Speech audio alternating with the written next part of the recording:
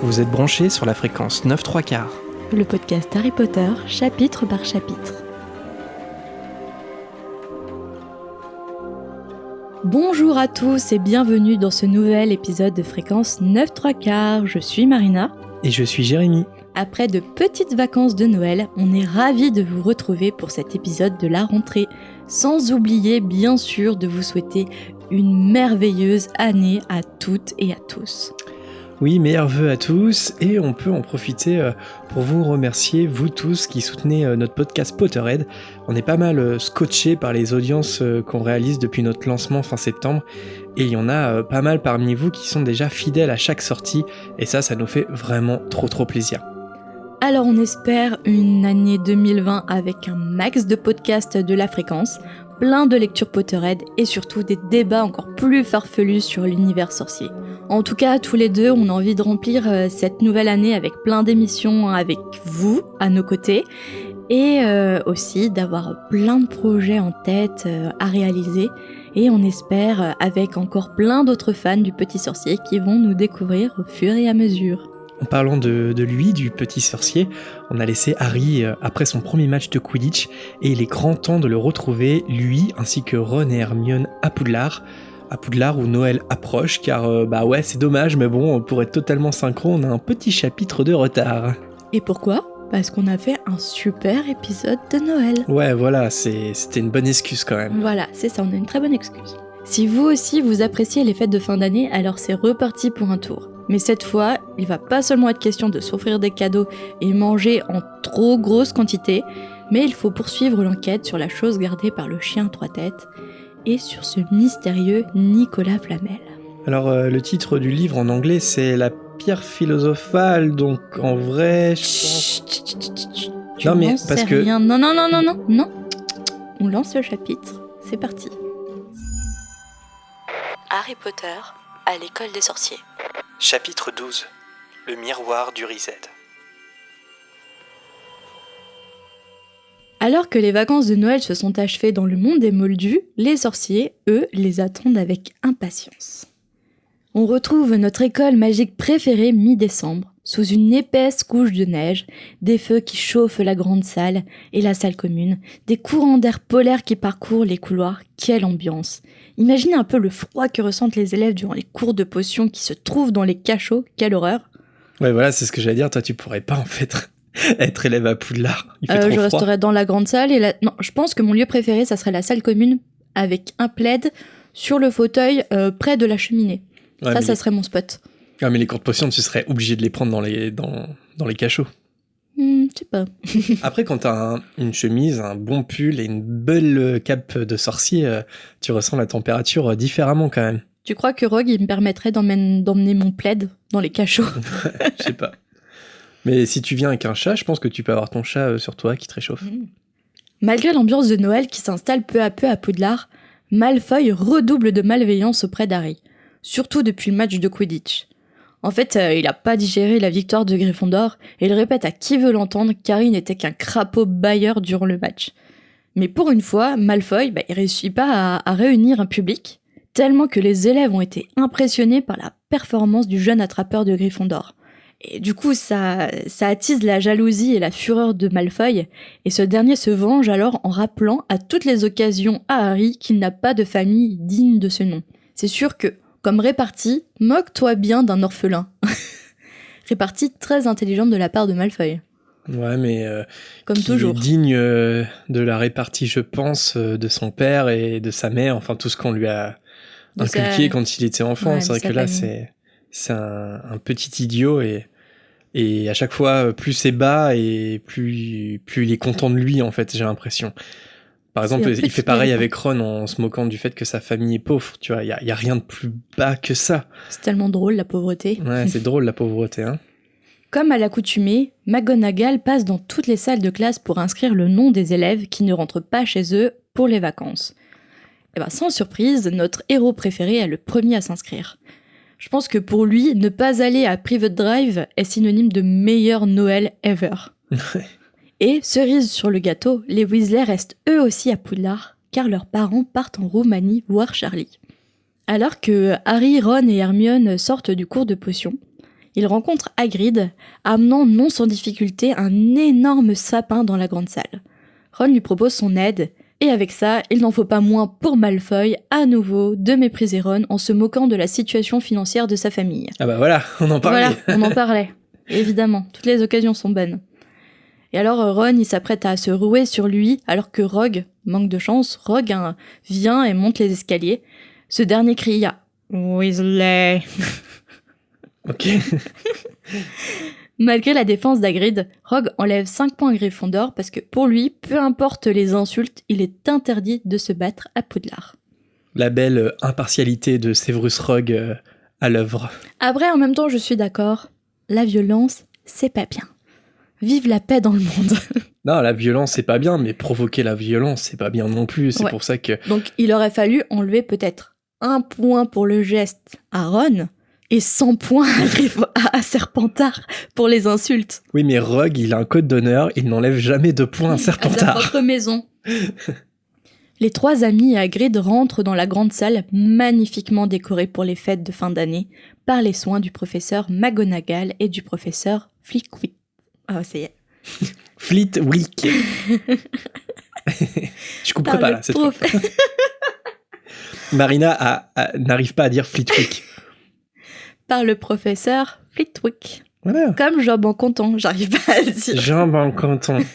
Non mais ça en même temps c'est un mot, ça devrait pas exister, jambes en canton. C'est terrible. C'est terrible. Et Harry, il est émerveillé par les décors de la grande salle, mais Hermione, toujours très pragmatique, le tire de sa rêverie et suggère aux garçons qu'il faut se rendre à la bibliothèque avant le déjeuner. Et Hagrid, il les entend et il est super impressionné par tant de passion pour les études. Mais Harry lui dit que ce n'est pas pour travailler, mais pour trouver qui est Nicolas Flamel. Et Hagrid, ça le rend un peu en colère. Je pense que ça le rend en colère parce qu'il a fait une bourde et qu'il se dit crotte, s'ils sont dans la mouise à cause de moi, je vais prendre cher par Dumbledore. C'est sa boulette à lui. C'est la petite bolette, et il en fait beaucoup des petites bolettes. Mais bon, pour l'instant, malgré les dizaines d'ouvrages consultés, ils n'ont trouvé le nom de Nicolas Flamel nulle part. Et pourtant, Harry, il sait bien qu'il l'a lu quelque part, mais il n'arrive pas à retrouver où.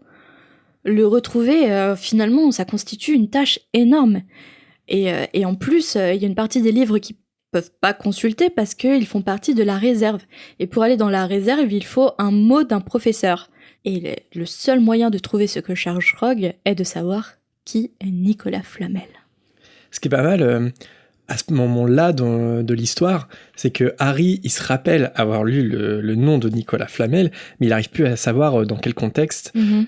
Et en fait, c'est la même chose avec le lecteur, puisque le lecteur, eh bien, forcément, il a lu le nom de Nicolas Flamel aussi sur le dos de la carte de la Choco-Grenouille.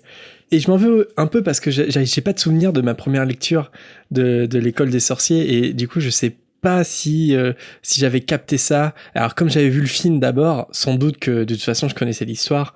Je sais pas, toi, t'as un souvenir de ça ? Est-ce que Nicolas... En plus, t'as lu le livre avant le film, donc t'as découvert l'histoire en lisant le livre. Moi, je pense t'as ce souvenir ? Non, tu t'en souviens pas. Je serais curieux, notamment les enfants ou même les adultes qui découvrent Harry Potter. Est-ce qu'ils se souviennent avoir lu Nicolas Flamel dans le Poudlard Express ou pas avec Harry ?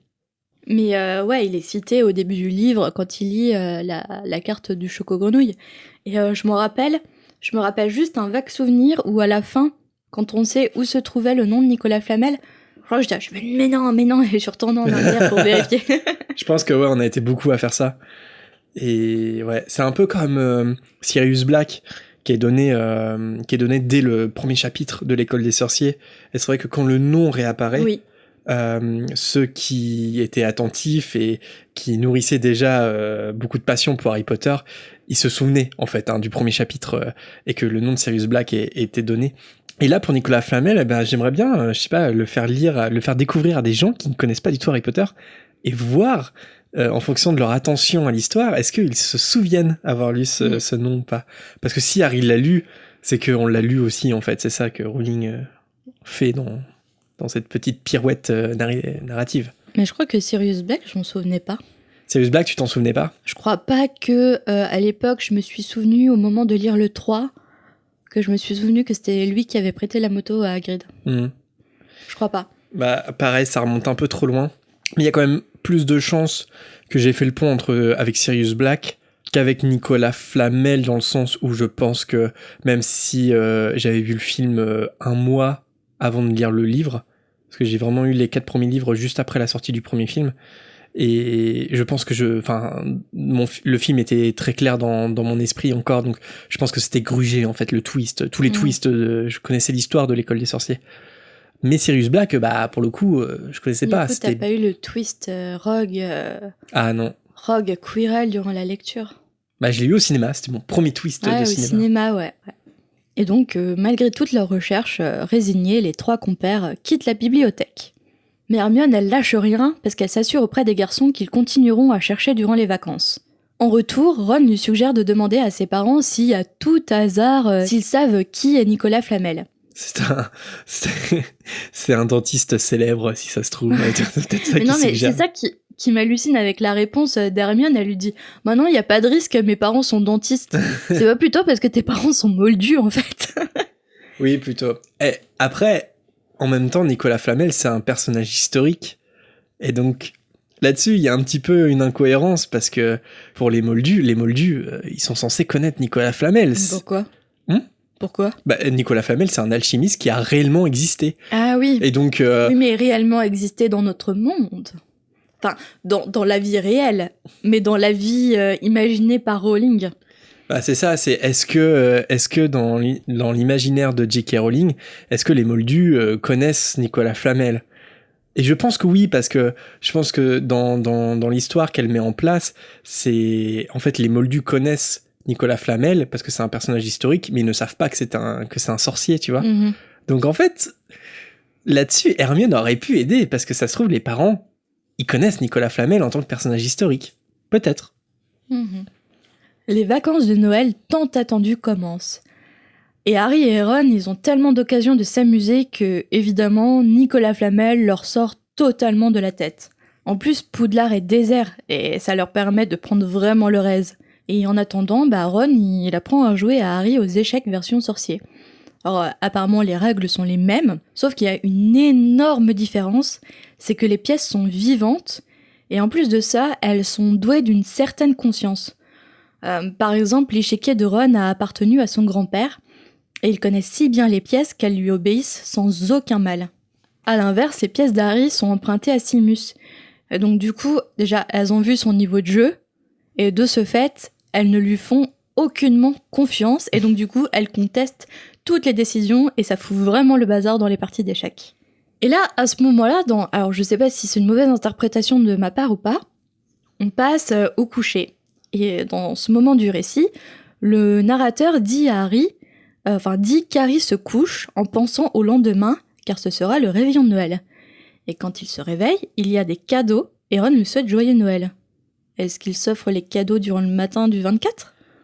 Écoute, je me suis posé la même question. Je pense que c'est une erreur de traduction, parce que on est d'accord que toute la journée, c'est la journée du 25 qui se déroule.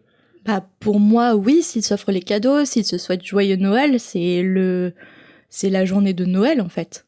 J'ai l'impression que le réveillon, c'est le soir où il se couche. Mais oui. Ouais, j'ai eu la même réflexion, et je comprends pas pourquoi, parce que, c'est sûr, parce que, justement, le lendemain, ils vont passer un déjeuner de fête, ils vont passer aussi un dîner de fête. Mm-hmm. Tu déjeunes jamais le en mode 24, réveillon, à part le soir. Ouais, voilà. Donc, c'est le soir, le réveillon, c'est pas... Donc, je pense que c'est une erreur de traduction ou une erreur de texte à la base, en version originale, mais je penche plutôt pour une erreur de traduction, mais j'ai pas vérifié. À vérifier plus tard, ou chers auditeurs, si vous pouvez nous aiguiller, ça serait très gentil. Avec beaucoup d'étonnement et de joie, Harry se rend compte qu'un petit tas de cadeaux l'attend au pied de son lit. Et son butin de Noël se compose d'une flûte en bois grossièrement taillée par Hagrid, d'une pièce de 50 pence, scotchée à une feuille de papier offerte par les Dursley. Mais il y a quand même un petit mot, Nous avons bien reçu ton message. Voici ton cadeau de Noël de la part de l'oncle Vernon et de la tante Pétunia. Et à ton avis, comment les Dursley ont fait parvenir le cadeau à Harry ? Ouais, c'est une bonne question. Par la poste moldue, mais en même temps, c'est pas possible. Enfin, un facteur qui se retrouve devant Poudlard, il trouve jamais Poudlard, en fait. Donc, c'est vrai, c'est une bonne question. Je sais pas comment les Dursley ont pu envoyer une lettre. à Poudlard? Alors, j'ai une petite théorie. Vas-y. Ils ont dit qu'ils ont bien reçu son message. Donc, soit Harry, il a trouvé une poste moldue, mais j'en doute. Bah non, c'est pas possible, puisqu'il peut pas aller après Poudlard, il reste qu'à Poudlard.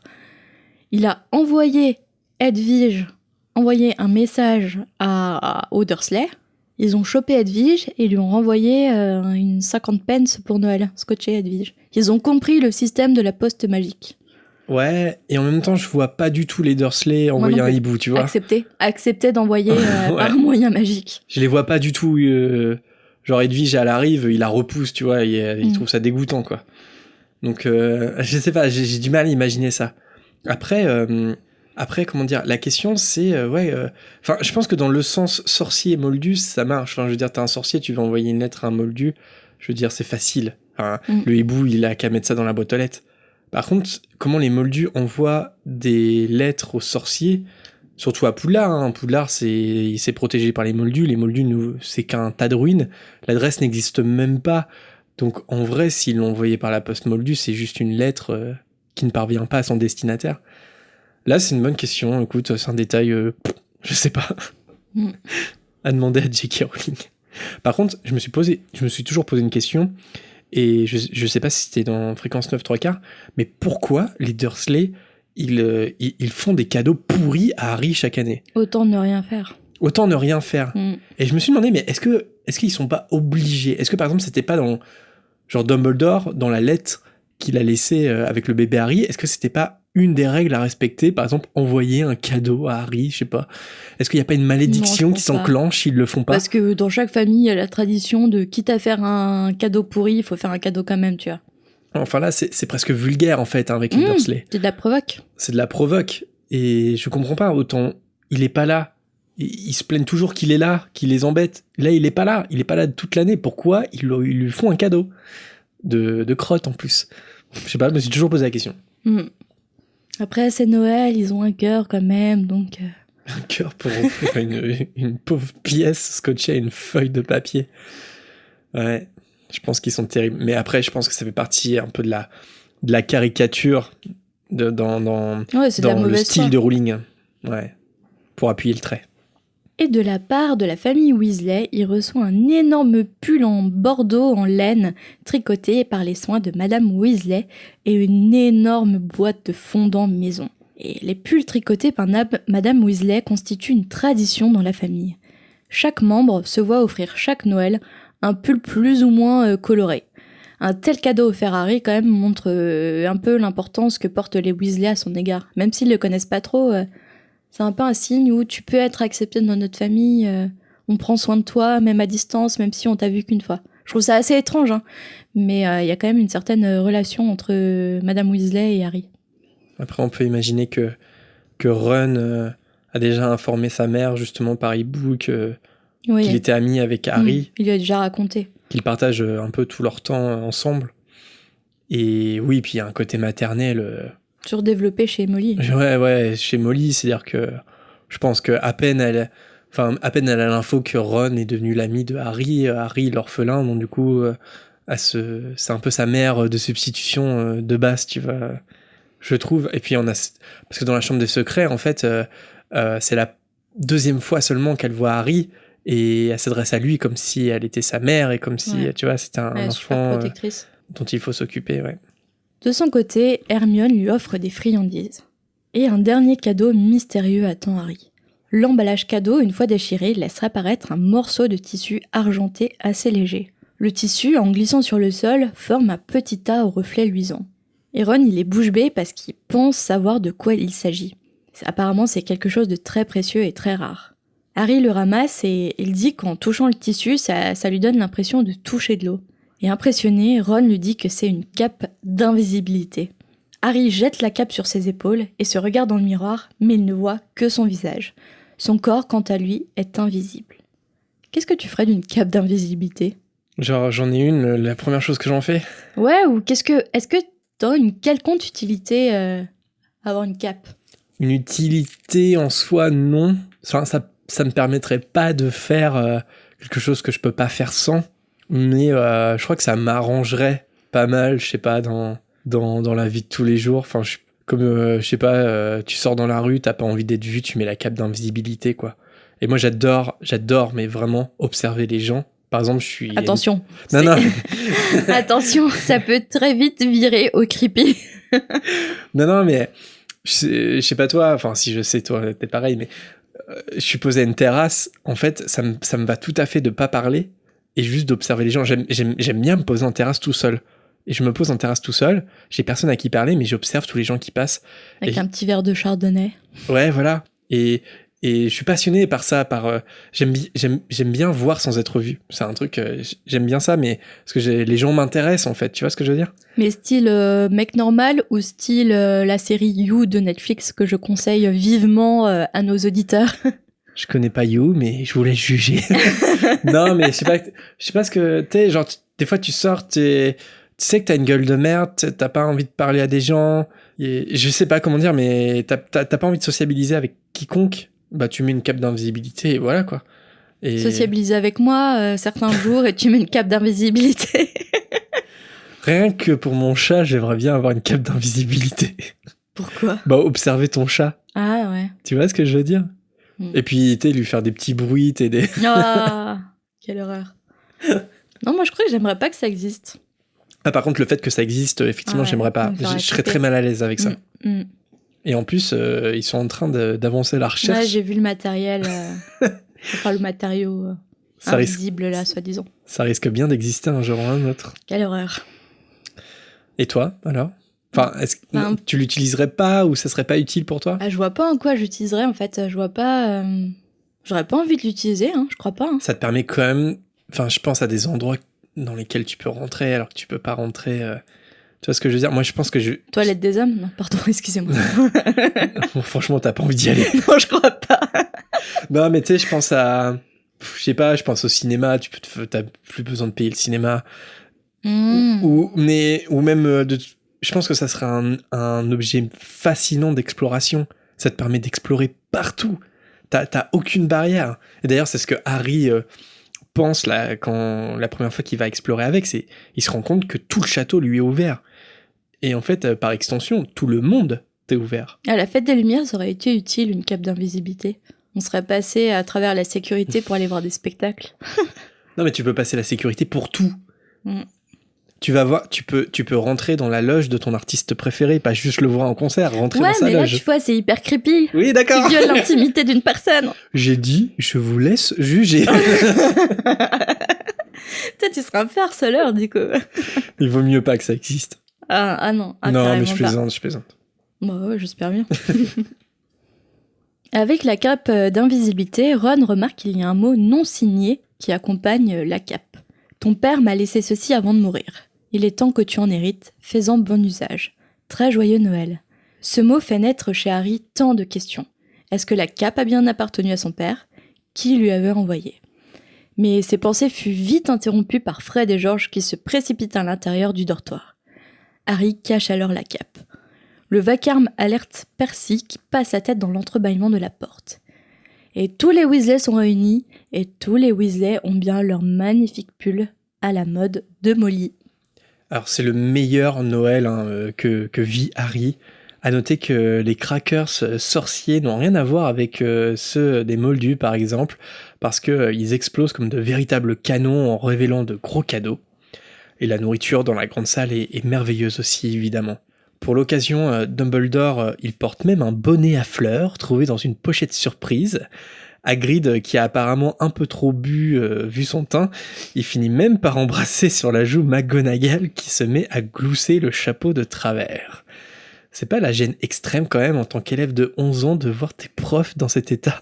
Est-ce que c'est pas un peu tout le temps la gêne de voir ses profs? Excusez-moi, je m'excuse auprès de nos amis profs. Surtout un certain prof d'espagnol qui se reconnaîtra. Seigneur Buisson. Non mais c'est vrai qu'à Poudlard, il n'y a pas la distinction, enfin je veux dire, tout le monde mange dans la même pièce. Tu vois ce que je veux dire? Mais là, c'est gênant parce que visiblement, ils sont tous un peu pompettes. Franchement, McGonagall, le chapeau de travers qui glousse face à Hagrid, c'est gênant, quoi. C'est un peu comme se retrouver en soirée, tous tes potes ont un peu trop bu, et toi, t'as pas bu du tout. Pour de multiples raisons. Et là, t'es le seul. C'est très drôle. C'était déjà arrivé, par exemple, au lycée. Bon, on part du principe qu'on est forcément majeur, en terminale, et t'arrives, et en fait, il y a un de tes profs dans le même bar. Ça m'est déjà arrivé. Alors, à la fac, je croisais souvent mes chargés de TD, par exemple. Et même quand tu vois ton chargé de TD bourré, même si on a quasiment le même âge, bah, c'est un peu gênant quand même de le revoir le lendemain. Ouais, c'est vrai. Mais après, à la fac, quand t'es étudiant, c'est différent. Au lycée, non. Ouais, au lycée, déjà, croisés dans la rue, c'était gênant avec leurs femmes et les enfants, tu vois. Ouais. Alors, dans un bar, non. Non, toi, oui. Ouais, au lycée, une fois. Pas plus de précision que ça. Après le déjeuner, Harry et les Weasley passent leur temps à faire des batailles de boules de neige dans le parc avant de se réchauffer près du feu dans la salle commune de Gryffondor. Ron bat Harry très facilement aux échecs, et Harry il est plutôt content de se débarrasser de Percy parce qu'il a essayé de l'aider pendant tout le jeu. Je vois bien Percy en mode gros lourd. Ça, c'est moi qui t'aide pendant les jeux vidéo, pendant les parties de Switch. En soirée, rebelote, nouveau festin avec de la dinde, des crêpes et bien sûr du pudding. Petite pensée d'ailleurs à tous ceux qui ont trop mangé pendant les fêtes. On pense fort à vous et à votre crise de foie. Même si Harry s'est jamais autant amusé à Noël, quelque chose le tracasse, sa cape d'invisibilité et son mystérieux expéditeur. Alors le soir même, après que Ron tombe immédiatement dans le sommeil, pas trop étonnant au vu de tout ce qu'il a mangé pendant la journée, Harry, lui, il a envie de tester la cape et il est plutôt excité à l'idée que tout le château lui est ouvert grâce à elle. Et pour la première fois depuis son arrivée à Poudlard, il a envie de vivre cette aventure seul avec l'ancienne cape de son père. Harry, invisible, il quitte le dortoir puis se demande où aller. Et là, l'idée lui vient. La réserve de la bibliothèque. Parce que oui, Harry, la première idée qui lui vient, c'est d'aller à la bibliothèque. De faire quelque chose d'interdit, parce que c'est Harry Potter. Ouais, bah j'allais dire quand même, attends, la bibliothèque, c'est soft, quoi. T'as une cape d'invisibilité, tu dis... La réserve. Oui, la réserve, d'accord. C'est pas... je pense que la réserve de la bibliothèque de Poudlard, elle est vachement attrayante. Ouais. Ça doit sentir l'interdit, tu vois. Ouais, c'est vrai. Bref, c'est aussi le paradis pour découvrir incognito qui est ce fameux Nicolas Flamel, la réserve. La bibliothèque est sombre et déserte, et Harry, même invisible, il n'est pas hyper rassuré. Il allume une lampe qui semble flotter dans les airs, et il se rend dans la partie interdite. Le problème, c'est que la plupart des livres n'évoquent rien pour Harry, car les titres sont dans une autre langue, et certains ont même pas de titre du tout. La peur de Harry s'accentue quand il croit voir une tache de sang sur l'un des vieux livres, et quand il entend comme un chuchotement traverser le rayon. Tu sais que dans la bibliothèque, alors est-ce que je vais me tromper d'université, mais d'Harvard, il y a un livre en peau humaine. Ah, terrible. Ouais. Non mais voilà, genre il n'y a pas que des bibliothèques creepy dans le monde des sorciers, mais aussi dans le monde des humains. Est-ce qu'il faut un mot des professeurs pour aller dans cette section ou pas? Non, mais je crois qu'on peut pas toucher, on peut pas accéder comme ça. Ouais, je pense qu'il est sous verre et... Ouais. Bah à l'université de Caen, d'ailleurs gros big up s'il y a des étudiants ou des ex-étudiants de l'université de Caen qui nous écoutent. Big up à Orelsan si tu nous écoutes. Eh bien, en fait, j'avais pu visiter les parties non réservées, enfin les parties non ouvertes au public et notamment des ouvrages hyper anciens. Et je crois qu'il y avait même un écrit du pape de l'époque qui était sous verre. Enfin, c'était vraiment de musée en fait, tu vois. C'est pour ça que c'était à l'écart. Je sais pas pourquoi je raconte ça, j'avais envie de le dire, mais j'avais pas de ok, je pensais qu'il y avait un truc creepy. Non. C'était juste, je me souviens qu'il y avait l'écriture du pape, mais il y a des siècles de ça, et c'est quelque chose qui a pas de valeur. Enfin, tu vois, c'est sûr. C'est une pièce de collection. Harry il se dit que il faut bien en tester un premier pour voir, donc il prend un gros livre qu'il laisse glisser par terre sans faire exprès. Et soudainement, à ce moment précis, un hurlement aigu éclate dans toute la bibliothèque. Avec horreur, Harry s'aperçoit que c'est le livre qui hurle. C'est pas l'angoisse quand même, un livre qui hurle quand tu l'ouvres. Je crois que J.K. Rowling avait dit que c'était une de ses phobies justement qu'elle avait illustré. Un livre qui hurle. Elle ouvre un livre et ça hurle. Quelque chose de terrifiant pour elle. Sauf que là, dans le film, il l'ouvre et ça hurle, mais dans le livre, c'est parce qu'il tombe par terre. Oui, mais dans le film aussi, tu vois une tête qui sort du livre aussi, ça rend encore plus flippant. Ouais, ils ont exagéré un petit peu, mais c'est vrai que ça rend le truc flippant. Harry, il referme immédiatement le livre, mais le hurlement continue. Il tombe en arrière et il casse sa lampe. Dans la panique, il entend des bruits de pas s'approcher, alors il remet rapidement le livre sur l'étagère, il s'enfuit, mais il tombe nez à nez avec Rusard.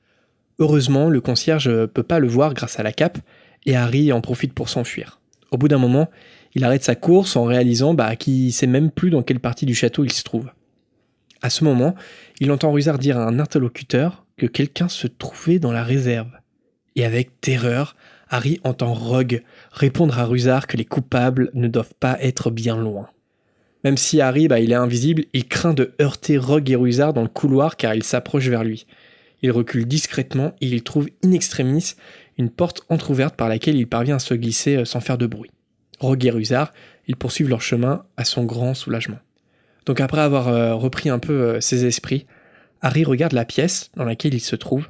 C'est une salle de classe laissée à l'abandon avec des bureaux et des chaises entassées contre les murs. Et en face de lui se trouve un magnifique miroir qui détonne avec le reste. Harry il se dit que c'est sûrement quelqu'un qui a dû le laisser là pour s'en débarrasser. Question que je me suis toujours posée, et à laquelle il n'y aura certainement pas de réponse ce soir. Pourquoi Dumbledore, il a laissé le miroir dans cette pièce, à la vue de tous? Est-ce que je peux faire une contre-question? Vas-y. Pourquoi est-ce qu'il y a une salle de classe désaffectée à Poudlard? Est-ce qu'il y a eu des coupes budgétaires à Poudlard? Grande interrogation. Moi, je lance un pavé dans la mare politique du monde des sorciers. Je pense qu'il y en a plusieurs des pièces qui servent à rien, tellement que le château est immense. Il n'y a pas forcément besoin de tout cet espace. Et plusieurs fois dans la saga, il y a Harry, Ron et Hermione qui vont utiliser des salles pour s'entraîner, tout ça. Donc ça, je pense que ça arrive, c'est une chose courante, les salles abandonnées. Mais par contre, ça explique pas pourquoi Dumbledore a choisi de mettre le miroir ici. Pour mettre le seum à Harry Potter. Non, mais en fait, c'est ça, tu peux souvent te dire dans la saga, oui, c'est Dumbledore, il a tout prévu, il a tout envisagé, tout est écrit par Dumbledore, mais là, quand même, sur ce coup-là, c'est impossible. Enfin, il l'a mis dans une salle vide, Harry s'y est retrouvé par un pur hasard. C'est pas Dumbledore qui tire les ficelles à ce moment-là. Mais ça n'explique pas pourquoi ce miroir, il est là, et pourquoi il peut être accessible à tout le monde. Il suffit d'ouvrir une porte dans un couloir. Ouais, des curieux pouvaient tomber dessus, ouais. Je sais pas, j'ai pas de réponse. Mais je pense qu'il n'y en a pas de réponse. Je pense que c'est surtout parce que pour l'histoire, il y a besoin de ça. Bah oui, pour l'histoire, il le fallait. D'ailleurs, j'y reviendrai à la fin de ma partie sur les anecdotes, les faits, et puis aussi les quelques incohérences autour du miroir du Riséd, et le fait qu'il se trouve dans cette classe, c'en est une incohérence. Le miroir, il est si haut qu'il monte jusqu'au plafond, et il est encadré d'or. Harry s'approche curieusement du miroir, mais il est toujours invisible. Par contre, le miroir reflète bien quelque chose, et Harry il est tellement abasourdi qu'il plaque sa main contre sa bouche pour éviter de crier. Il se retourne brusquement, mais il est bien le seul dans la pièce. Pourtant, à travers le miroir, tout un groupe de gens se tiennent derrière lui. Une femme très belle, aux cheveux châtain roux, lui fait notamment des signes de main en souriant. En plongeant ses yeux dans les siens, Harry il s'aperçoit que la femme pleure et sourit en même temps. Alors, il comprend petit à petit. À côté d'elle, se tient aussi un homme grand, avec des cheveux noirs mal coiffés et des lunettes. Harry, il reconnaît pour la première fois sa mère et son père. C'est quand même fou que Harry, il ait jamais vu à quoi ressemblaient ses parents, même en photo par exemple. Moi je trouve ça cohérent. Pétunia, elle a dû cacher toutes les photos de sa sœur et de James. Ouais, c'est sûr. Ça m'étonne pas du tout. Mais en arrivant à Poudlard, tu vois ce que je veux dire? Bah comment? Ouais, non mais j'avoue, en plus t'as 11 ans, t'es tout timide, oui. T'arrives dans un univers, c'est cohérent, mais moi je me demande, à la place d'Harry, mais comment j'aurais trop voulu voir une photo de mes parents? Ah bah oui, mais je pense que les Dursley n'ont pas laissé voir des photos de ses parents. Oui, bah ça se trouve, elles sont déjà toutes brûlées en même temps. Mais tu vois, par exemple, quand on dit du père de Harry, ouais, c'était un excellent attrapeur et tout ça, tu sais, Harry, il se dit pas, il n'y a pas une trace de ça, il n'y a pas une photo, il n'y a pas quelque chose que je peux voir, tu vois ce que je veux dire? Et il y a forcément des photos à Poudlard, des anciens élèves, tout ça, et des photos de classe, je sais pas. Eh ben, revenons-en au film The Visit. Tu fais exactement la même réflexion que j'ai faite pour le film The Visit, pour les auditeurs. À chaque fois, je fais des apartés non Potterhead. Pour ceux qui ont vu The Visit, film de M. Night Shyamalan, est-ce que vous ne trouvez pas bizarre que les petits-enfants n'ont jamais vu leurs grands-parents en photo ? C'est vrai qu'au début du film, c'est au début du film en fait, ils voient pas leurs grands-parents en photo, ils savent pas à quoi ils ressemblent. Pour le coup, est-ce que c'est une incohérence ou pas ? Ah mais carrément. Ce film est super sympa, hein, mais il y a une sacrée incohérence. Hein. Ouais, si on accepte ce truc-là, franchement, le film est top. Top. Oui, il est top, mais il faut mettre de côté certaines choses. Ouais. Enfin bref, Harry, il a pas vu non plus ses parents en photo, et pour le coup, on peut pas parler d'incohérence, mais je sais pas, je me mets à la place de lui, et je me dis, si je suis orphelin, j'ai 11 ans, et je découvre enfin la vérité sur mes parents, en tout cas une partie de la vérité, et pour autant, je les ai jamais vus en photo. Et je sais pas, je pense que j'aurais cherché à les voir. J'aurais cherché à en savoir plus sur eux. Après, peut-être parce que je suis plus vieux et que il faut pas oublier que Harry, il a 11 ans. Ouais, et puis il est bouleversé par tant de nouvelles et un autre monde. Je rêvais d'un autre monde. Voilà. Ça t'a fait du mal ta session variété française. Harry, il regarde les autres gens dans le miroir et il reconnaît ici et là quelques similitudes physiques. Toute sa famille lui sourit et lui adresse des signes de la main. Il est dit qu'Harry ressent quelque chose qui lui fait mal à l'intérieur, je cite, « un mélange de joie et de tristesse ». Alors la pudeur de la description est vraiment touchante, je trouve, d'autant que, sans le savoir encore, en tant que lecteur, on touche ici en fait au pouvoir le plus mystérieux et le plus fort qui existe chez Harry, c'est-à-dire l'amour en fait. Et c'est ça qui va lui permettre de vaincre Voldemort, c'est sa plus grande arme, même s'il n'en a pas encore conscience. Et c'est difficile aussi, à ce moment-là, dans le chapitre, de ne pas penser non plus aux éléments biographiques de J.K. Rowling, et notamment la perte de sa mère, qui l'a beaucoup affecté pendant l'écriture du livre, et notamment pendant l'écriture de ce chapitre en particulier. J'ai pas la source exacte et la citation, mais je me souviens qu'elle a déjà dit que ce chapitre aurait été écrit complètement différemment si sa mère aurait toujours été en vie en fait, et que ça a énormément affecté l'écriture du chapitre, mais aussi l'ambiance de la saga.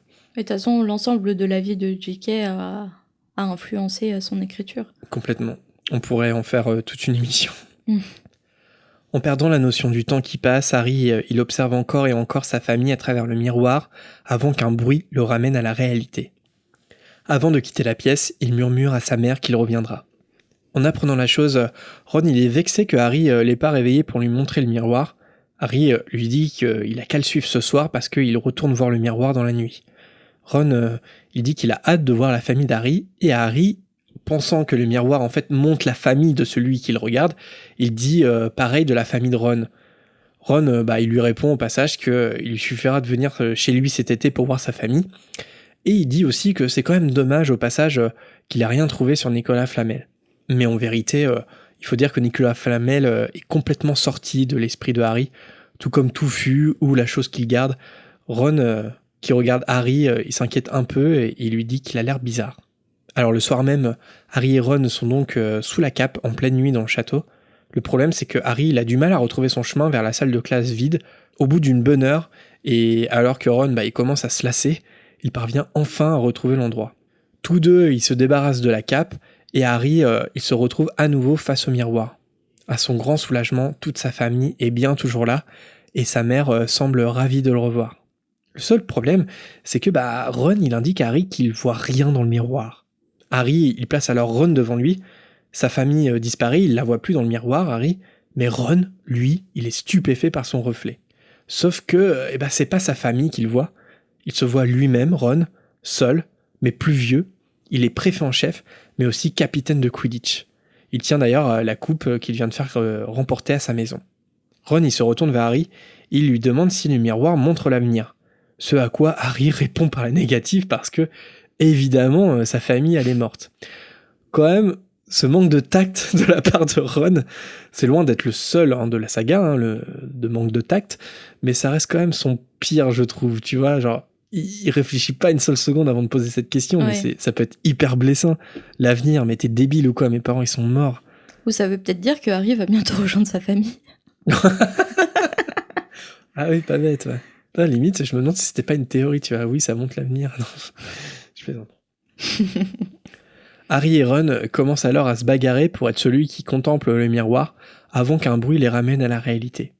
Immédiatement, ils se remettent sous la cape avant que Mystaigne apparaisse à la porte. À ce moment-là, ils se posent tous les deux la même question. Est-ce que les chats peuvent voir à travers une cape d'invisibilité ? Les chats peuvent tout voir.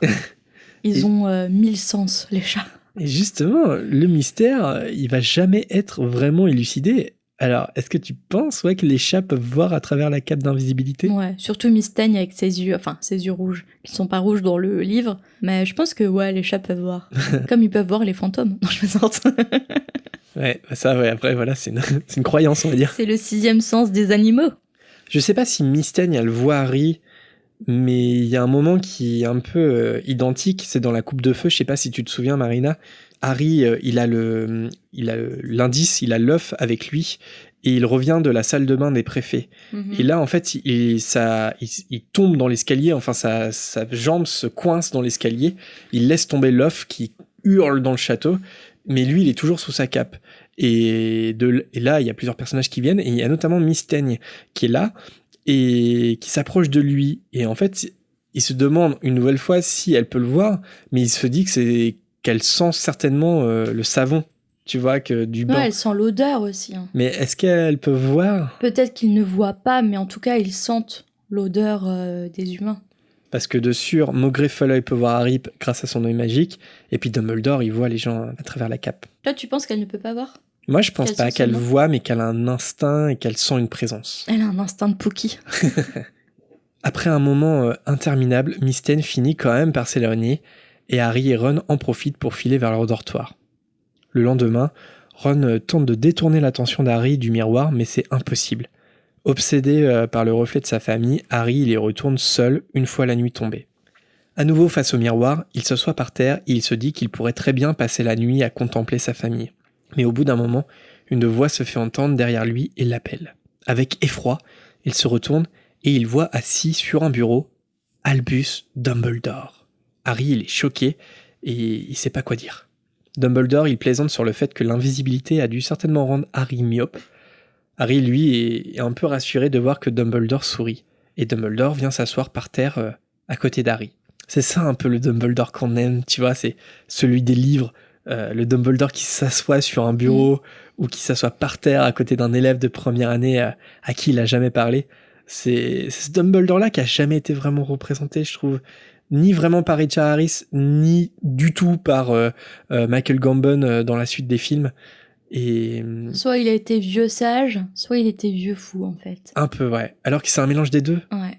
Après, c'est pas plus mal parce que, personnellement, quand je lis Harry Potter, je vois plutôt le physique de Richard Harris, le premier acteur, mais je le vois complètement différemment. Je le vois comme il est décrit, en fait. Ouais. Loufoque, fou, et en même temps très sage. Ils ont jamais réussi à bien le représenter dans les films. C'est vrai. C'est dommage, ça aurait pu tellement être une bonne interprétation à faire. Peut-être que le casting de l'enfant maudit, pour le coup, il y a peut-être un Dumbledore qui se rapproche un peu plus. En tout cas, c'est pas bien repris dans les Animaux Fantastiques. Bah, dans les Animaux Fantastiques, il est jeune. Jude Law, Dumbledore, non mais c'est quoi cette blague ? Je sais pas. Moi, je suis pas contre le casting de Jude Law, mais pour le coup, c'est vrai je veux dire, si tu prends la chronologie, il a vieilli en très peu de temps, quoi. Et comme dirait le Mugglecast, dans les Animaux Fantastiques, c'est pas Dumbledore, c'est Dumbledore. Non mais ils l'ont rendu hyper sexy, hyper ténébreux. Ça va pas du tout. Séducteur, en fait. Il y a aussi un peu plus loin, dans le chapitre, le moment où Harry demande à Dumbledore, par exemple, s'il peut lui poser une question, et Dumbledore lui répond que c'est ce qu'il vient de faire. Et voilà, c'est des choses qu'on retrouve pas, c'est vrai, ni chez Richard Harris, ni chez Michael Gambon, par exemple. Et si jamais Harry Potter devait être réadapté, je sais que t'es contre, Marina, mais peut-être que on aurait un Dumbledore beaucoup plus proche de celui qui nous est cher, celui des réadapté. Ah, je sais pas. Pas maintenant, mais plus tard, ça arrivera pas une forcément. Série. Peut-être un nouveau film dans 10-20 ans. Et pas de suite, par pitié. Ce sera une série. Pas Ce sera pas des films, ça sera Pas une de suite. série non plus. Bah la suite, elle a déjà été faite, c'est l'enfant Non mais la série, on connaît maintenant, on connaît. Ils vont faire une saison qui va trop bien marcher et ils vont l'étirer jusqu'à épuiser le filon et gâcher Harry Potter. Non, je pense que on peut imaginer une série avec chaque saison, c'est un tome d'Harry Potter, quoi. Saison 1, l'école des sorciers, saison 2, la chambre des secrets, saison 3, le prisonnier d'Azkaban. Je pense que ça verra le jour un jour ou un autre. Je pense. Dumbledore, il explique à Harry qu'il a découvert, comme beaucoup de sorciers avant lui, le bonheur de contempler le miroir du Riséd. Dumbledore lui demande alors s'il a compris ce que le miroir fait. Harry, il répond qu'il lui montre sa famille, et Dumbledore, il ajoute de lui-même qu'il montre aussi à Ron la coupe de Quidditch entre ses mains. Face à l'étonnement d'Harry, Dumbledore lui précise que lui, il n'a pas besoin de cape pour se rendre invisible. Mais ils ont invisible comment alors ? C'est un pouvoir qu'il a développé. Un sortilège, je pense un sortilège qu'il met sur lui-même. C'est un énorme sorcier, hein. Donc se rendre invisible, je pense que ça lui pose pas trop de soucis.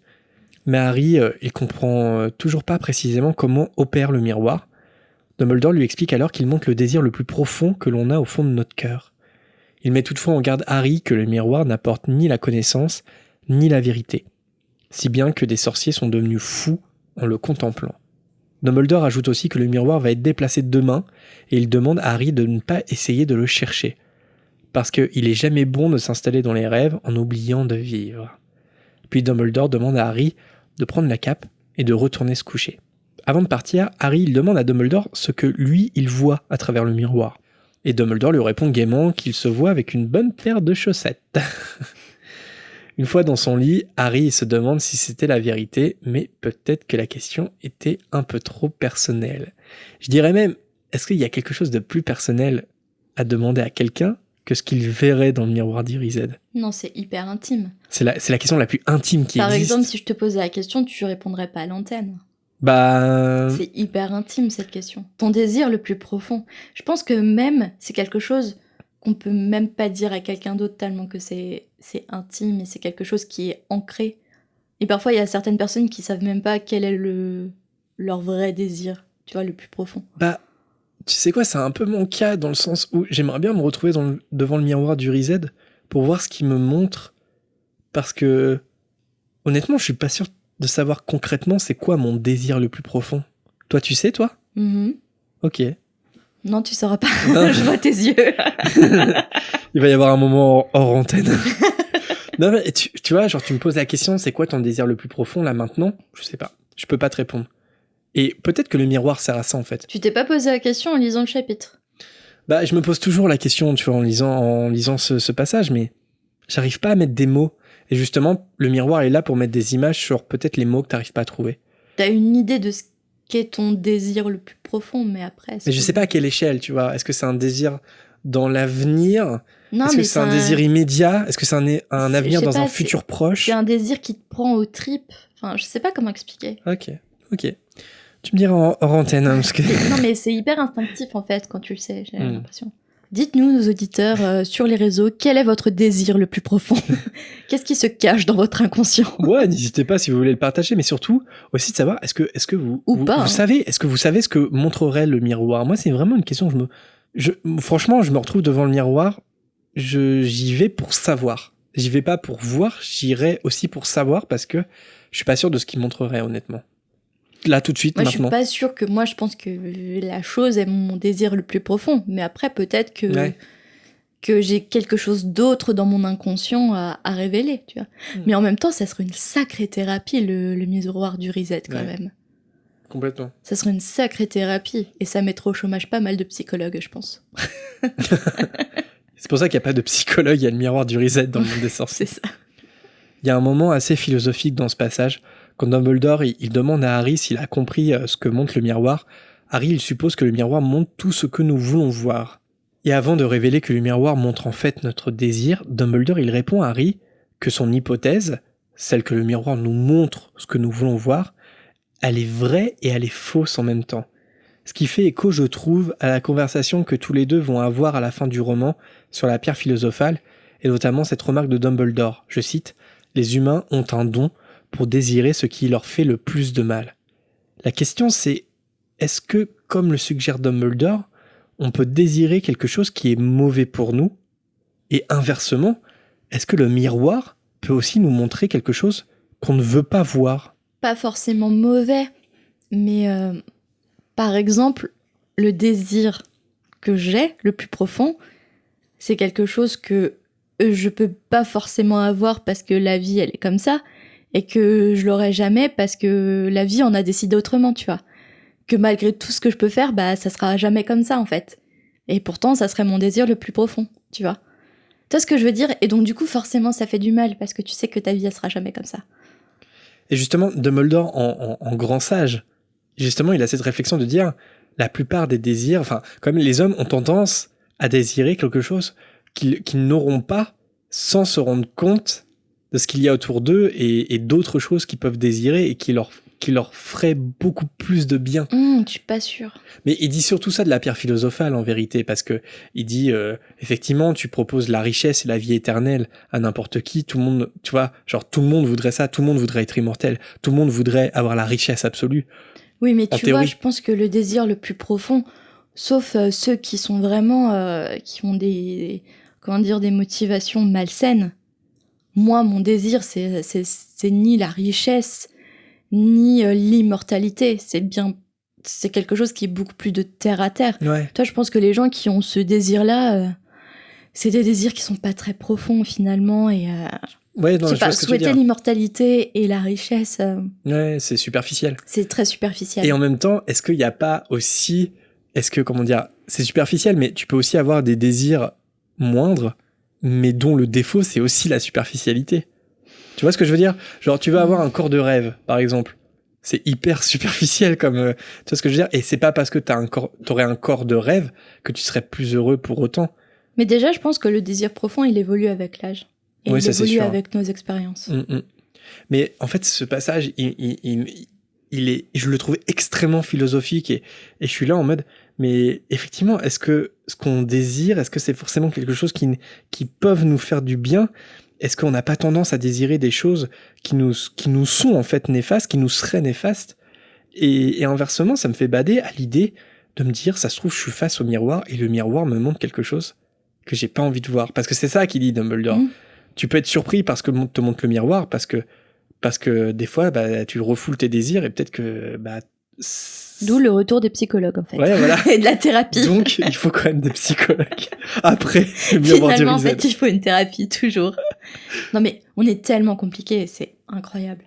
On a tellement tous besoin de thérapie dans notre vie, en fait. On a tous besoin d'un Dumbledore, en fait. Ouais. Allez, quelques infos wiki, parce que j'adore ça. Et quelques anecdotes, mais aussi des incohérences sur le miroir du Riset pour clôturer ce chapitre. Alors, l'origine et le créateur du miroir sont inconnus, selon Pottermore. Un ancien professeur l'a très certainement ramené d'un voyage, comme cela arrivait souvent. On apprend aussi que le miroir est dans un premier temps entreposé dans la salle sur demande, selon un texte de Pottermore toujours. Sauf que bon, en fait, le miroir, il semble avoir quand même un peu plus la bougeotte que ça. Par exemple, on l'a déjà évoqué, mais que fait ce miroir dans une classe de salle vide à la première année de Harry, par exemple? Ça, c'est jamais expliqué. Dans le deuxième volet des Animaux Fantastiques, Dumbledore y voit Grindelwald à travers le miroir. Donc pareil, que fait le miroir en dehors de la salle sur demande à ce moment-là? On est en 1928, il n'y a aucune raison qui explique ça. Et d'ailleurs, bon, bah, c'est un détail parce que ça a posé en fait un problème de cohérence qui est un peu plus large dans le film. Je sais pas si tu te souviens, Marina, mais quand Dumbledore est face au miroir du Riset, il y voit en fait le souvenir de la création du pacte de sang entre lui et Grindelwald. Et en fait, ce qu'on en sait, le miroir, il ne montre pas le passé. Mais simplement, on l'a dit plusieurs fois, le désir le plus profond de celui qui le contemple. Oui, mais parfois, c'est soumis à interprétation. Parce que, par exemple, ce que voit Ron. Ron se voit capitaine de Quidditch avec la coupe et puis préfet en chef. Mais comme l'a dit Dumbledore, ça va bien au-delà. C'est le fait de se démarquer de ses frères qui manquait de reconnaissance... Oui, de reconnaissance. Oui, c'est ça. Il a grandi dans l'ombre de ses frères et voilà, puis une fois, c'est lui qui est dans la lumière. Donc tu vois, ça c'est soumis à interprétation. Donc on peut pas. Et pourtant, hein, je défends pas les animaux fantastiques, mais est-ce que ça peut pas être soumis à interprétation ce que voit Dumbledore à Pour ce moi, moment-là? ça pose un problème de cohérence quand même parce que Ron, franchement, basiquement, il se voit comme il aimerait être. Dumbledore, il se voit pas comment il aimerait être, il se voit lui comment il a été dans le passé. Et en fait, c'est pas son désir. Alors, après, il y a une interprétation que tu peux donner, et c'est les gens qui font... Enfin, c'est l'excuse qu'on peut donner au film, c'est Dumbledore veut revenir dans le passé. C'est la seule explication possible pour moi, c'est que son désir, c'est de retourner dans le passé à ce moment-là. Moi, j'interprète ça comme son désir, c'est véritablement le pacte de sang. Son désir, c'est d'être lié à Grindelwald toute sa vie, en occultant tout ce qu'il est devenu, en fait.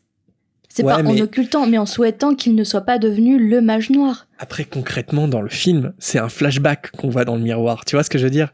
Et le miroir ne te montre pas des flashbacks. Oui, après, dans le film, ouais, c'est sûr que dans le film, c'est pour dire, regardez ce qui arrive entre Grindelwald et Dumbledore. Oui, et justement, ce qui a chiffonné les fans, c'est que, en fait, la scène, elle aurait été beaucoup plus cohérente avec l'utilisation de la pancine, qui précisément, en fait, est fait en partie, pour cet usage. Par exemple, se replonger dans un souvenir. Ça fait partie du fanservice. Ouais, mais je pense que le miroir du reset, ça faisait plus fanservice que la pancine. Ouais, mais oui, c'est pour ça. C'est pour ça. Hein. Voilà, c'est juste... pour moi, c'est en partie incohérent. Enfin, tu vois, c'est pas complètement cohérent. Et pourquoi avoir utilisé le miroir du reset alors qu'il y a la pancine pour ça, tout simplement, quoi. Fanservice. Justement, voilà, fanservice, mais pas un fanservice qui est peu recherché et qu'on peut reprocher, en fait, au film Les Crimes de Grindelwald, comme, par exemple, la présence impossible de McGonagall en termes de chronologie. Voilà. Autre mais c'était exemple. Sa grand-mère. McGonagall n'a pas d'âge. Autre fait qu'on sait aussi, dans le livre virtuel Poudlard, le guide pas complet et pas fiable du tout, Rowling précise aussi qu'à la fin de l'école des sorciers, Dumbledore remet le miroir dans la salle sur demande. Et de par cette information, on peut donc supposer que le miroir il a été détruit lors de la bataille de Poudlard avec le feu démon invoqué par Crabbe. C'est un peu triste de se dire que le miroir, si c'est vrai, il est détruit. Non, comme ça, il ne sera pas mal réutilisé si jamais il y a une suite. Après, c'est pas dit noir sur blanc que le miroir a été détruit. C'est dit qu'il est sur la salle sur demande. Mais comme il est sorti plusieurs fois, on pourrait très bien nous réinventer quelque chose, hein. Lors d'un événement caritatif en 2006 à New York, Rowling, accompagnée notamment des écrivains Stephen King et John Irving, elle a répondu à quelques questions des lecteurs et on lui a demandé ce qu'Hermione verrait dans le miroir du Riséd. À l'époque, pour resituer, les Reliques de la Mort n'étaient pas encore sorties, hein, donc la saga n'était pas encore terminée. Et Rowling a annoncé qu'à la fin du Prince de Sang Mêlé, si Hermione se retrouvait devant le miroir, elle se serait vue vivante en compagnie de Harry et Ron et Voldemort vaincu. Et elle a aussi ajouté que Hermione se verrait très proche d'un autre personnage et que tout le monde peut deviner de qui elle parle. Harry Potter, bien sûr. Moi, je me demande, ça veut dire quoi, très proche ? Et enfin, dernière anecdote, l'inscription gravée au-dessus du miroir qui, à première vue, n'a pas de sens, se lit en fait de droite à gauche et en remettant les lettres dans le bon sens, ça dit « Je ne montre pas ton visage, mais de ton cœur le désir ». Et je peux dire que, par expérience, se retrouver devant le miroir au studio à Londres, ça fait toujours son petit effet. Ah, c'est moi, mon plus grand désir. Ah, merde. En vrai, en fait, quand je me suis retrouvé dans les studios à Londres face au miroir, je me suis vu moi. Tu m'as vu ? Non. Non, mais je me suis vu moi dans les studios. Je me suis dit, en fait, ça marche pour de vrai, parce que mon désir le plus profond, en fait, c'est là où je me trouve actuellement, quoi. Petit instant poésie. Et c'est donc la fin de ce chapitre, le miroir du Reset.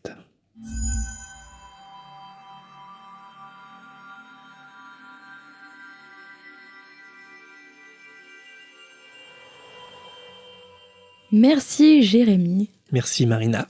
De rien.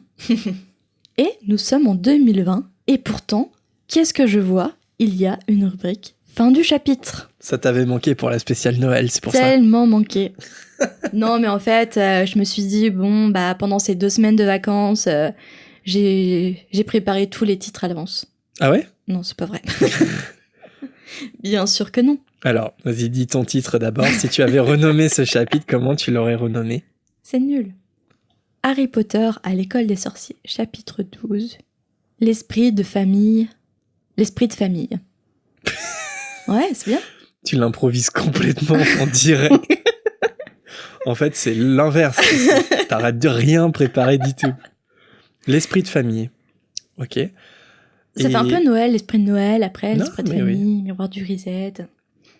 Non, mais moi aussi. Alors, moi aussi, c'est un titre sérieux, mais j'en ai un autre complètement nul aussi. Alors, le sérieux, Harry Potter à l'école des sorciers, chapitre 12, portrait de famille. Voilà. Ça. Ouais, c'est nul, t'aurais pu faire un effort comme moi. Non, je plaisante. Mais c'est parce que j'assumais pas complètement ce deuxième titre que je dis. Dis-le, maintenant que t'as commencé à en parler, vas-y. Harry Potter à l'école des sorciers, chapitre 12, le roi Remy du Rizod, wesh. Laissons une minute de silence, chers auditeurs. Le roi Remy du Rizod. C'est tout. Voilà. Merci pour ce blanc gênant, Marina. Et maintenant, nous passons à la volière avec vos hiboux. Vous avez été nombreux à nous envoyer des hiboux et ça nous a fait très plaisir. Je sais pas toi, mais moi je suis trop contente d'enregistrer cet épisode. Ça m'avait beaucoup manqué. Et ouais. Et donc, c'est parti pour cette rubrique.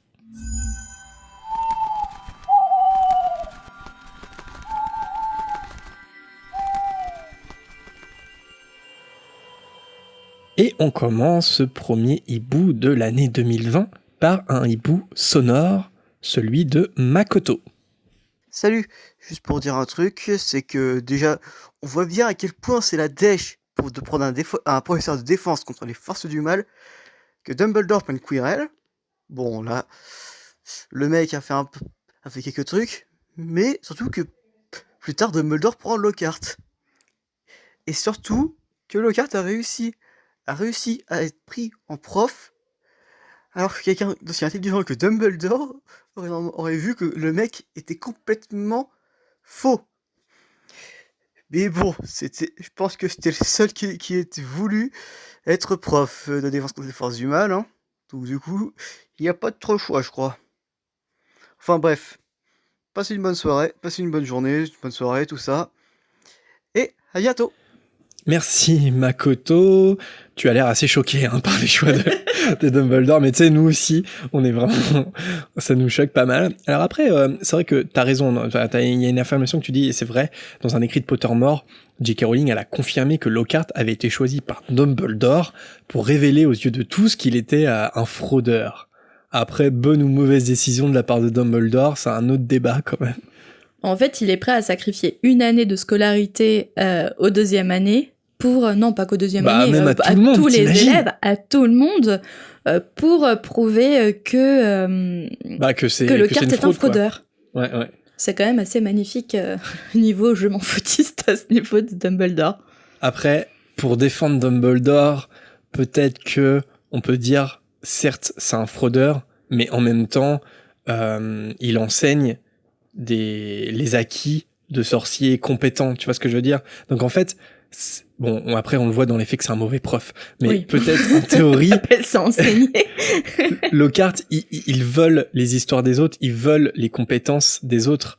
Donc après, peut-être qu'il se dit, il peut enseigner ce que les autres ont appris, tu vois ce que je veux dire? Enfin, c'est un peu alambiqué, mais en fait, c'est juste que c'est pas juste un voleur d'idées, c'est une fraude totale, ce mec. Mm-hmm.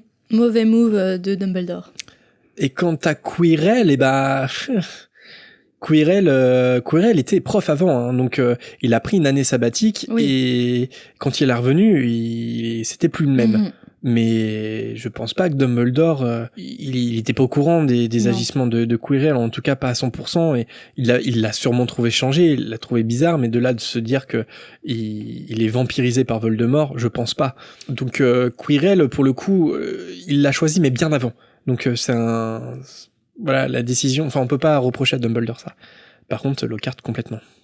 Et nous passons au hibou d'Alizé. Je me demandais, est-ce que les sorciers sont sur les listes officielles des Moldus? En particulier les nés Moldus. Ils sont sur les listes, mais du coup, une fois qu'ils sont à Poudlard, ils disparaissent du monde Moldu. Et que disent les parents Moldus à leurs connaissances et amis quand leurs enfants vont à Poudlard? Alors, pour les listes officielles de Moldus, je ne sais pas, je me suis pas posé la question. Que dire aux connaissances et aux amis? Il a été dans une pension très loin... Saint-Brutus. Au fin fond de la Normandie. Là où personne ne peut le trouver. Non, mais ça pose des questions hyper administrative. Toi qui es dans l'administratif en plus, Marina. Non mais je veux dire, par exemple, il y a un recensement. Je veux dire, t'habites dans un village. Il y a très peu de villes et de villages sorciers. Bah, en France, oui, mais le recensement, aussi. Ça se fait à 16 ans et 18 ans. Ouais, mais au Royaume-Uni aussi, il y a un recensement. On sait le nombre d'habitants. Tu vois ce que je veux dire ? Et donc, si t'habites dans une ville ou dans un village, il faut bien que les enfants, ils sont inscrits quelque part, tu vois. Après, il est dit, si mes souvenirs sont bons, parce que ça fait un moment que j'ai pas fait de relecture, surtout des derniers tomes, il est dit que le gouvernement moldu est au courant du gouvernement, du monde de la magie. Le seul à savoir, c'est le Premier ministre. Le Premier ministre a connaissance du monde des sorciers et les sorciers communiquent avec le Premier ministre moldu. Mais il est le seul à le savoir, lui et ses prédécesseurs. Donc ça permet pas des ajustements de folie au niveau de l'administrative, moldu. On peut imaginer plein de choses de la part des sorciers, c'est-à-dire des sortilèges d'oubliettes, des sortilèges de disparition, pour que les sorciers disparaissent des registres moldus. Mais il y a forcément quelque chose qui est fait, parce que la plupart des sorciers vivent quand même parmi les moldus. Et sauf preuve du contraire, enfin, il y a plein de démarches administratives. Et il y a quelqu'un, et c'est ton voisin, il est bien inscrit quelque part, ton voisin, tu vois ce que je veux dire, on sait qui c'est, tu vois, il y a un truc. Oui, mais il n'y a pas beaucoup de sorciers qui vivent dans le monde des moldus. Bah si, parce que quand on y pense, il n'y a pas beaucoup de villes 100% sorcières. Les sorciers vivent cachés, mais ils vivent parmi les moldus. Tu vois ce que je veux dire ? Par exemple, le village des Weasley, Loutry-Sainte-Chassepoule. Il y a aussi les Lovegood qui y habitent. Je crois que c'est le même village, en tout cas c'est à côté, si c'est pas le même village. Mais je pense qu'il y a des moldus qui vivent à Loutry-Sainte-Chassepoule. Mais regarde nos voisins, on n'a jamais demandé leur carte d'identité, on sait même pas ce qu'ils font dans la vie. Non, mais d'accord. Et qu'est-ce qu'ils font quand qu'on les entende prendre l'ascenseur le matin, tu vois ? La question c'est de savoir, est-ce qu'ils ont une fausse identité moldue quand ils en ont besoin ? Tu veux acheter un appartement, il te faut bien des papiers. Ça revient à la question qu'on a eue la dernière fois. Y a-t-il des notaires ? Non mais c'est surtout, est-ce que c'est des faux papiers ? Est-ce que les sorciers trompent complètement les moldus pour vivre parmi eux ? Mais ouais, moi je suis comme Alizé, je me pose ce genre de questions, tu vois. Parce que moi je suis persuadé que les sorciers, ils ont quand même une identité dans le monde des moldus. Parce que quand tu vis parmi les moldus, t'es obligé d'en avoir une. Sinon t'as la police qui vient tout le temps, enfin tu vois, genre la police elle a besoin de savoir qui t'es. T'as une maison, la maison tout le monde la voit, on voit que tu sors de chez toi. Je suis pas sûre ça, les choses sont pas si poussées. Non mais voilà, on peut se poser ce genre de questions farfelues quoi. Et une question de Constance. Salut Fréquence 9/3, j'aime beaucoup votre podcast et je me demandais pourquoi personne n'a utilisé le retourneur de temps lorsqu'il était encore en marche ou de la chance liquide pour tuer Voldemort. Alors, on peut répondre à une partie de ta question et peut-être la plus importante, celle sur le retourneur de temps, parce que, comme on l'a déjà évoqué, je crois, dans Fréquence 9/3, il faut savoir quand même que les retourneurs de temps ont tous été détruits pendant la bataille du département des mystères dans l'Ordre du Phénix. Donc, a priori, il est impossible, après l'Ordre du Phénix, de prendre un retourneur de temps, d'aller tuer Voldemort, Tom Jedusor à la maternité. Et de plus, ce genre de mort change totalement le présent. Ouais. Et on ne sait pas quelle incidence ça peut avoir. Alors surtout que, là en plus j'ai dit une bêtise, parce que en théorie, selon les retourneurs de temps dans la saga Harry Potter, on peut pas revenir des années et des années en arrière. Les retourneurs de temps sont pas si développés que ça. Mais on pourrait toujours trouver un moyen pour utiliser un retourneur de temps, mais il aurait fallu le faire avant l'Ordre du Phénix. La question c'est de savoir pourquoi c'est une magie qui n'a jamais été utilisée. Peut-être parce qu'elle est hyper dangereuse. Elle est présentée comme étant très très dangereuse dans le prisonnier d'Azkaban. Et sur la chance liquide, pourquoi pas, enfin. Est-ce que ça marcherait sur des mages comme Voldemort ou bien encore comme Dumbledore ? Je pense que ça marche pour des choses très précises, mais pour je vais tuer le plus grand mage noir de tous les temps, je pense que ça dépasse les possibilités du Felix Felicis. Je pense que c'est surtout ça. Je pense que ça peut mettre de la chance de ton côté, mais ça va pas te permettre de vaincre Voldemort. Et bon, après, je reviens juste sur les retourneurs de temps, c'est que tout ça, c'est en théorie, parce que il y a eu l'enfant maudit. L'enfant maudit, si on le considère comme canon, ça remet, en fait, effectivement, ça donne tout son sens à ta question, parce que dans l'enfant maudit, on nous sort sous le chapeau là un retourneur de temps magique, parce que bon, a priori il y a des retourneurs de temps qui ont survécu, ça on n'était pas au courant, et puis en plus on nous sort un méga giga retourneur de temps qui peut revenir des années en arrière. La preuve en est que dans l'enfant maudit, ils reviennent des années avant.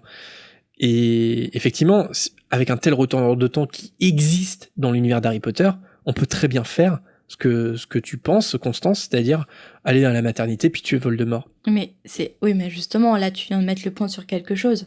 Le retourneur de temps aussi, ça matérialise une question que beaucoup de gens se posent. Si on avait la possibilité d'aller dans le passé et de changer les choses, mais pour les changer comment ? Tuer une personne qui existait dans le passé, je sais pas comment m'exprimer, mais peut-être que ça se trouve, tu serais même pas né. Que des dizaines de personnes ne seront pas nées et des gens qui ont permis des avancées très importantes dans le monde. Je pense qu'il y a des choses désastreuses qui se sont passées dans le passé, des choses qui sont impardonnables et horribles, mais les choses se sont passées et on ne doit pas toucher ce qui s'est passé. Ça pose un vrai dilemme, je trouve, de retourner dans le passé et changer les choses. Mais justement, pour moi, c'est la grosse erreur parmi plein d'autres dans le script de l'enfant maudit, c'est que le retourneur de temps dans la pièce l'enfant maudit, il pose ce problème-là. Parce que dans l'enfant maudit, le retourneur de temps, il crée des réalités parallèles. C'est-à-dire que si tu changes quelque chose, c'est l'effet papillon, ça a des répercussions sur tout le reste. Dans Harry Potter, c'est pas le cas. Dans le retourneur de temps que a Hermione, ça donne l'impression quand même que tu ne peux pas changer ce qui est déjà arrivé. Par contre, tu le fais parce que tu es déterminé à le faire, parce que tu l'as déjà fait. C'est ce que Harry dit. Il fait, pour lancer le Patronus, comment t'as fait pour lancer ce Patronus ? Ben, je sais pas, mais au fond de moi, je savais que je l'avais déjà fait. Et il a raison, il l'avait déjà fait. C'est un paradoxe, mais il l'a déjà fait. Et preuve en est que dans Harry Potter, quand tu utilises le retourneur de temps, par exemple, Harry et Hermione à la fin, ils reviennent 3 heures en arrière, ils sont obligés de vivre les 3 heures. Oui, c'est ça. Alors que dans l'enfant maudit, ce retourneur de temps de mémoire, là, je sais pas ce qu'ils ont inventé, t'es pas du tout obligé tu peux revenir des années avant, mais tu revis pas les années. Tu changes quelque chose et paf, effet papillon, on retourne dans le présent d'une autre réalité. Et ça n'existait pas dans Harry Potter. Et quelque part, on a aussi le droit de se dire, ça n'existe pas dans Harry Potter. Même si c'est dans l'enfant maudit, ça n'existe pas. Parce que si un tel objet existe, comme se demande Constance, pourquoi on l'a pas fait ?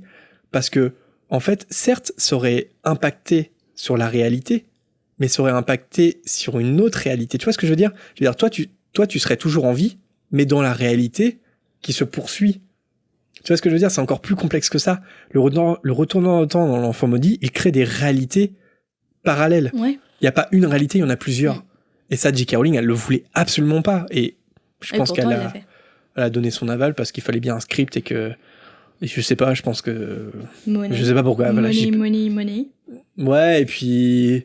Dans l'idée, ça lui a peut-être plu, mais je pense qu'elle savait au fond d'elle-même que c'était incohérent par rapport à ce qu'elle avait mis en place avant.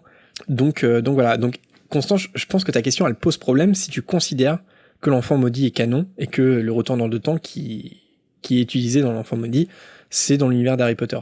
Si on occulte la pièce, ça pose pas vraiment de problème dans le sens où on peut pas revenir des années avant. C'est pas possible. Et en plus, il y a cette barrière que, à partir d'un certain moment, de toute façon, ils sont tous détruits. Encore une fois, sans l'enfant maudit. Et nous avons un dernier hibou d'Océane, qui vient elle aussi de l'île de la Réunion.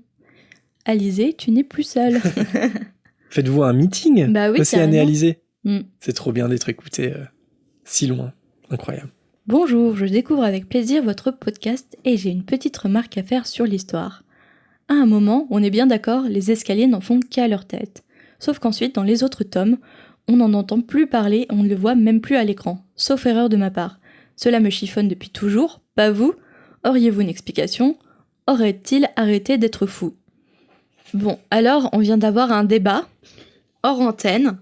Dans un précédent épisode, le maître des potions, j'ai dit des escaliers qui n'en font qu'à leur tête. Mais est-ce que c'est un ajout de mon inconscient à cause des films ? Parce qu'on ne retrouve pas dans le livre. Alors dites-nous si vous arrivez à le retrouver dans le livre ou c'est quelque chose que j'ai ajouté inconsciemment en pensant au livre. Ouais, ça se trouve, je l'ai pas lu, mais je me dis, bah tiens, en fait, ils en font qu'à leur tête. Mais ouais. Bah, c'est une réplique ultra connue dans le film.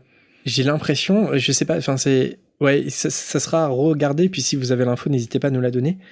Mais on a l'impression que c'est jamais dit textuellement noir sur blanc que les escaliers n'en font qu'à leur tête et que les escaliers bougent dans les livres. Et donc si... Ils se transforment, certes, mais bouger comme dans le film. Bah, je sais pas, est-ce qu'ils bougent ? Non, ils bougent même pas, en fait. Si, en fait, ils se transforment, ils ont des marches escamotables. Ah oui. Tu vois ? Mais parce que dans le film, c'est ce que je disais hors antenne, ça permet aussi au trio de se retrouver face à Touffu sans le vouloir. Alors que dans le livre, ça se passe pas comme ça. Dans le livre, c'est Harry, Ron et Hermione et Neville qui se retrouvent face à Touffu parce qu'il fuit Rusard. Ouais. Et en fait, d'introduire cette information que les escaliers bougent, c'est un prétexte dans le film pour qu'ils se retrouvent là où ils devraient pas être. Donc j'ai l'impression quand même que dans le livre, les escaliers, ils bougent pas comme on voit dans le film, en fait. C'est pas quelque chose qui existe dans les livres. Mais peut-être qu'on se trompe, peut-être que c'est ailleurs. Et en tout cas, ça résout pas mal quand même l'affaire. C'est-à-dire que dans le livre, si ça ne revient pas, c'est que ça n'a jamais été là, en fait. Dans les films, j'ai l'impression quand même qu'il y a des plans qui continuent de montrer parfois des escaliers qui bougent. Dans le Prisonnier d'Azkaban, c'est sûr, il y a un plan où on voit des escaliers qui bougent. On a un énorme plan en contre-plongée sur les escaliers. Donc c'est pas que dans le premier. Après, peut-être qu'après le Prisonnier d'Azkaban, est-ce qu'on voit des escaliers qui bougent ? Je sais pas. Dans les livres, dites-nous si vous avez cette info. En tout cas, nous, on va faire nos recherches de notre côté aussi. De savoir, est-ce qu'il y a un moment, textuellement, c'est dit dans un livre que les escaliers bougent ? Ah, j'étais sûre que c'était marqué. Et voilà, c'est sur ce débat que s'achève notre émission de rentrée. Merci à tous pour vos messages. On a été hyper gâtés pendant les vacances de fin d'année avec tous vos messages et c'est toujours un plaisir de continuer à vous lire. Alors on va faire quelques dédicaces comme d'habitude. D'abord à Maë pour ses dessins, merci beaucoup. Elisa Rebecca aussi qui nous conseille l'excellent ouvrage Harry Potter à l'école de la philosophie. Et à Nicolas qui a bien trouvé une fanfic sur Harry qui devient l'assistant d'Hagrid, comme on en a parlé dans un épisode d'avant. C'est trop drôle ça. On demande un truc hyper précis, il y a quelqu'un qui arrive à nous le trouver quoi. Donc effectivement, alors j'ai pas encore regardé personnellement, je crois que c'est en anglais, mais il y a bien une fanfiction sur Harry, une réalité parallèle justement comme on en parlait, mais où Harry est l'assistant d'Hagrid. En même temps, avec tous les titres que j'ai pu lire de fanfiction, plus rien ne m'étonne. Les fans sont merveilleux. Les fans sont merveilleux. Pensez aussi à ceux qui nous écrivent ou nous citent en story sur Instagram. Bob Marlène, Drinsan, 12 Square Grimold, La Vie en plus jolie, Amandine Giraudot, qui nous écoute en voiture, et les autres qui nous ont contactés plus récemment et qu'on citera sans doute lors de la prochaine volière. Et si vous souhaitez nous contacter à votre tour, rien de plus simple. On est disponible sur tous les réseaux sociaux, Facebook, Twitter et Insta. C'est un moyen de vous tenir au courant de la sortie des podcasts et aussi de voir de temps en temps nos petites têtes de Potterhead. Nos beaux physiques de radio. Bref, de poursuivre l'aventure avec nous, donc n'hésitez pas à nous suivre. Sinon, si vous préférez nous joindre de façon plus classique, on a le mail aussi. Vous pouvez nous envoyer un hibou moldu sur notre adresse, tout est en description. On espère que cet épisode de rentrée vous a plu et que vous avez hâte, tout comme nous, de vous plonger dans la suite. On se donne rendez-vous dès samedi prochain pour le chapitre 13, Nicolas Flamel. D'ici là, portez-vous bien et à très vite. À bientôt.